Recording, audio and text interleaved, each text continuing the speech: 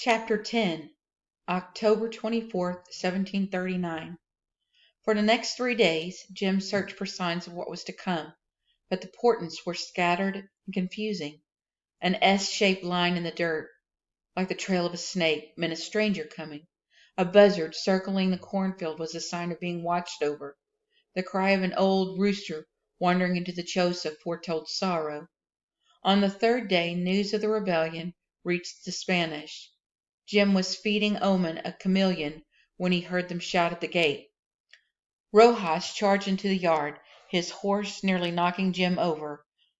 Oman screeched in protest, but the general didn't seem to notice. "Ring the bell," he shouted. Jim rushed to it. Finally he had something worthwhile to do. He pulled the rope until his arms were sore. Thomas tapped him on the shoulder. "Everyone's here." Jim took his place with the others in the shade of the watchtower. The general paced back and forth for a moment before he spoke. "It has come to the governor's attention," he announced, "that a rebellion has taken place in the north.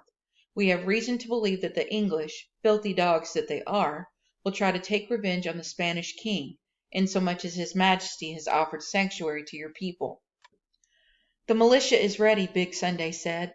"Be that as it may, the governor of San Augustine would have it known that he cannot condone the bloodshed of women and children whom the English claim were slaughtered by the rebels." "Is the governor aware of similar atrocities committed by the English?" Big Sunday's even tone held a hint of warning. Rojas took a step back. "Of course. It is part of the reason our king has offered asylum. Still, the people of Mose have no such blood on their hands." Jim marveled at Big Sunday's ability to match the general's formal way of speaking. "The English have let it be known that they will track down the rebels at all cost." The general took a deep breath and puffed out his chest. "They have offered a hefty purse on the head." "Curse on the dead!" Shadrach broke in, scratching the base of his scalp.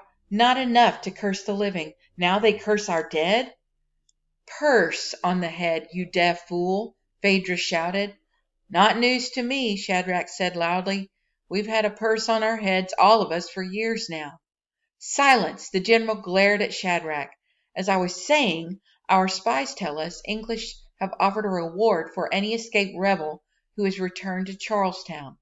Jim sensed movement behind him, but when he glanced over at her, Phaedra stood completely still, her back straight. It was only when he looked down at her hands that he understood the force of her anger. The strand of sweetgrass she gripped was twisted and frayed. Broken pieces littered to the ground at her feet. "The governor asks, nay, demands, that any rebel arriving in San Augustine be brought to him immediately." "For what reason?" Big Sunday asked. "Are we to understand that the governor intends to collect the bounty?" The general scowled at him. "Don't be absurd. The governor would merely like to hear details of the rebellion." "Would you begrudge him this?" "Do we have the governor's promise that no harm will come to any rebels who make it through?" Big Sunday asked. "Harm? I'm surprised you would even suggest such a thing." "I have your word?" Big Sunday insisted. Rojas squared his shoulders. "Of course." Jim searched the crowd for Juba and Adine.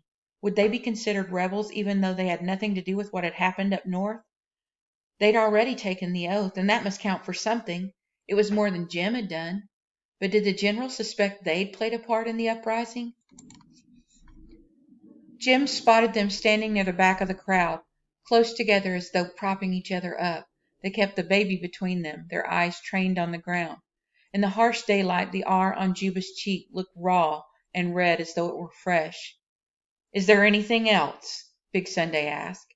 "The militia will double its drilling and will post additional watch over the fort starting immediately," the general said. "What about the corn crop?" Big Sunday asked. "It's ready for harvest and we'll need it come winter." The general waved a hand in dismissal. "Let the women and children collect it. The militia will muster straight away in the north field," he said as he strutted toward the gates. Then he turned back.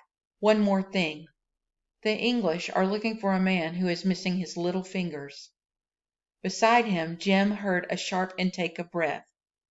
Rojas squinted into the crowd. "Has anyone seen such a man?" Silence.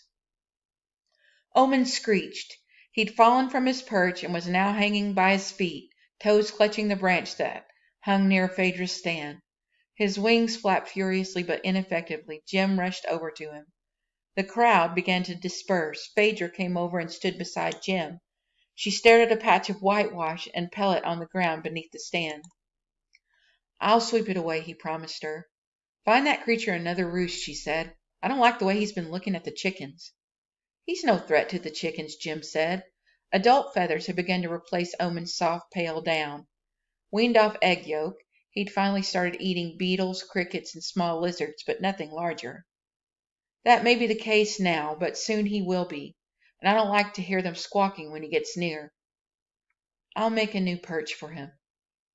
Jim glanced at her out of the corner of his eye. She stood motionless, gazing at the flock spread out along the north wall.